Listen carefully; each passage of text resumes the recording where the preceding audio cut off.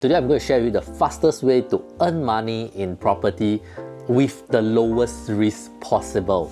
So I'm going to show you a few examples and let me know what are the similarities that you can see. The first example is Park Clementi's with 191 profitable transaction. The highest profit made was 859,000 off a 4-bedder. The second is Clavon, similarly at Clementi Avenue 1, a 4-bedroom that made 900,000, and the condo itself has 51 profitable transactions. Third is Treasure at Tampines. It's amazing, 2,600 units and a total of 435 profitable transactions, with the highest amount earned close to $1 million at 981,000. Lastly is Jadescape, which is at Shunfu Road. Highest profit made was 1.146 million and there's a total of 161 profitable transactions. The first thing you'll realize, which is common among all these 4 condos, is there's 0 unprofitable transaction. And the second thing which you will realize is they are all subsale units. Here you might ask me, what is subsale? Subsale is the process where the initial buyer for a new launch opts to sell their unit before the completion of the condo. So by completion, we meant CSC, which is the Certificate of Statutory Completion. If the owner decides to sell before that, it is considered subsale. To summarize, the quickest way for you to make money in Singapore property market with the lowest risk is actually to buy a new launch and sell it before the CSC periods. Okay, here you might start to question me, the data is rigged one, he's choosing the transactions or the condos that just recently TOP and they have the advantage because COVID period pushed all the price up. So I went to dig even further as before the COVID period to see if there's any other risk. I found 4 other condos. First is Martin Modern, secondly is Kingsford Water Bay, third is Twin View, and lastly is Park Rivera. All of them have profitable subsale unit, and for Park Rivera and Twin View itself, there are 0 unprofitable transactions. Do note for Park Rivera and Twin View, they are at a very ulu location, which is at West Coast. At the point of time, a lot of people buying because there's a hype of the high-speed rail, which eventually was being terminated by the Malaysian government. But nonetheless, the owners there still make quite a substantial profit from the subsale itself, ranging from 200 to 300,000 on different unit types, and it goes as high as 400,000 and 500,000 if you are buying the bigger unit. So with that being said, right, I feel subsale is one of the best strategy you can employ if you're looking to purchase a property in today's market, and if you are looking to flip within the 3 to 4 years period with minimal risk. Why do subsale make money then? There are 2 reasons. The first is because people prefer brand new stuff.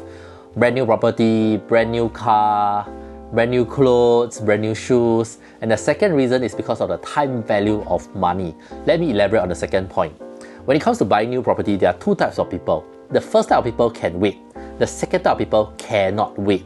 What do I mean by that? The first type of people, usually they have a place to stay, be it with their parents or rental property, and they can stay there while they wait for the construction of the new property in 3 to 5 years time. The second type of people, they like new property but they cannot afford to wait. Might be cash constraint or they do not have a place to stay, therefore they only can buy nearing to the project completion.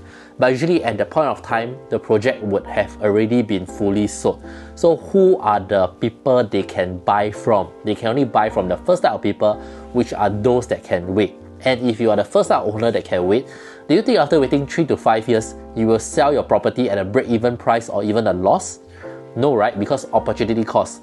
You'll definitely mark it up to sell it at a premium to make up for the 3 to 5 years of waiting time. That's why you can see from my example earlier on, right, why there are so many profitable transactions in all the condos itself. Another added advantage for buying subsale unit, right, is that the property expense is kept at the minimum. Hence, your risk is the lowest as well. If you're buying to a resale unit, right, in comparison, a resale property, you need to pay for maintenance fee, property tax, agent's fee for renting out, and renovation costs. because most likely there will be a lot of wear and tear. Whereas in comparison, if you are buying a brand new property, you just need the down payment, the stamp duty, and lastly, the interest rates payable, but it will be on a progressive rates. So it will be very minimal as well. So when you compare the risk factor for a resale and a new launch property, right, the new launch property risk will definitely be lower than the resale property. Okay, of course, the other side of argument will be people arguing that, you have to take into consideration for older properties, you'll be collecting rental as well, which is not wrong, but you do have to factor in you are not buying at the baseline or at the original price from the developer. You are already buying in at a markup rate, and that will form part of your risk as well. So is this a foolproof method? Subsale 100% make money? No, that is not always the case. And I'm going to share with you a few examples where I highlight the risk of entering into a wrong new launch project where you will risk losing money. Okay, the first project which I want to share, pattern is common throughout.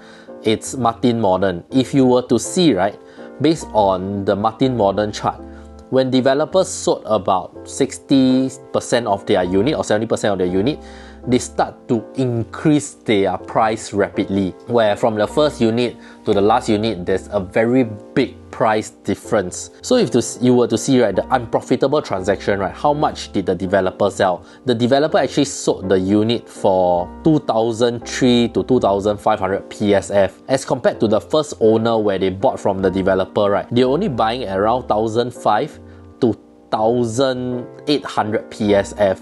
So this difference in price, right, caused the owners that bought at 2.4 and 2.5 PSF, right, towards the end, to have a harder time to sell, or rather quite impossible to sell because they'll be selling at a loss. How do owners price their unit, right, or how the valuation goes, right, is if I bought at 1,300 PSF and the last owner bought at 2,005 PSF, he already set a record price. And for me as the first owner, I will price it at 2,005 PSF to make the difference because the valuation is already supported. This is also similar for Kingsford Water Bay. Do take note, Kingsford Water Bay have a lot of units, and when the developer started selling, if you were to see from the chart, at the start, right, they were only selling around 900 PSF to 1,001 PSF, all the way to around the 70%, 75% mark, right, they started to increase their price rapidly as well. And at that point of time, the price actually went to 1,003 to 1,004 PSF. So if you get the pattern, right, those that bought in at 900 to 1,001 PSF, they all made money from like 150,000 all the way to 300,000. Whereas for those that bought in at 1,003, 1,400 PSF, right,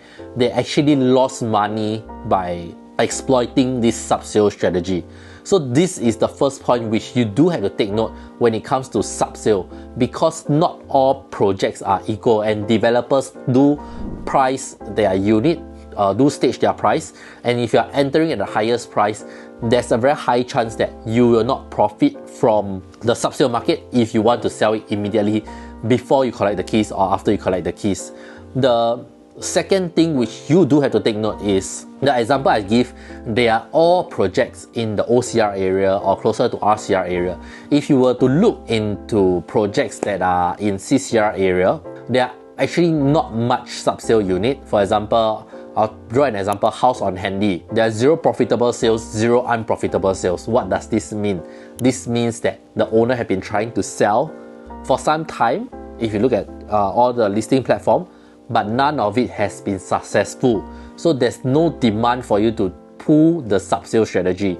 The other one which is rather similar, it's Leiden Green. Leiden Green has 646 units, which is quite comparable to Clavon, and they actually TOP at the same time. But if you were to see, right, for Clavon itself, they have 51 profitable transactions, but for Leiden Green itself, there's only 8 profitable transactions. Firstly, it's because of the area.